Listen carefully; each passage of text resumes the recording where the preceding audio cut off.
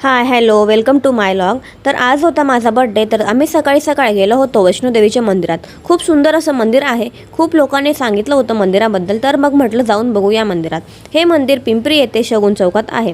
खूप सुंदर मंदिर आहे। आत गेल्यावर तुम्हाला समजेलच। तर मध्ये गेल्यावर एक असा मोठा हॉल आहे आणि त्यात एक छोटंसं असं देवघर आहे।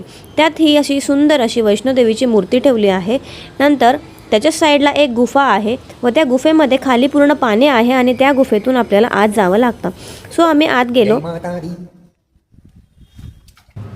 तर आम्ही तिथे आत गेलो आणि देवीची ओटी वगैरे भरली आणि खूप सुंदर असं मूर्त्या होत्या। खूप मन प्रसन्न झालं। त्यासमोरच एक गणपती मंदिर होतं, तिथेही आम्ही गेलो। खूप मोठं मंदिर होतं आत, पण ते आज आम्ही सकाळी लवकर गेल्यामुळे ते मंदिर आतून बंद होतं। सो इथे सगळ्या अष्टविनायकाच्या मूर्त्या लावल्या होत्या त्यांनी। सो मी तुम्हाला वन बाय वन मूर्त्या दाखवते। ही श्री बल्लाळेश्वरची मूर्ती आहे पालीची। नंतर ही श्री वरदविनायकाची महडची। नंतर पुढे जाऊन ही श्री गिरिजात्मक लेण्याद्रीची आणि श्री विघ्नेश्वर।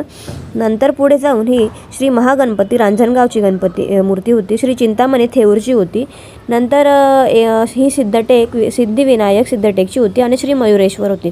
नंतर एकाच मंदिरात आमच्या अष्टविनायकाचे दर्शन झाले। खूप सुंदर वाटलं आम्हाला जाऊन। आणि बड्डेच्या दिवशी मंदिरात जाणं म्हणजे खूप जास्त गुड फिलिंग असते। तर आमची सकाळ खूप छान अशी गेली। तुम्ही जाऊन या, व्हिजिट करा एकदा नक्की।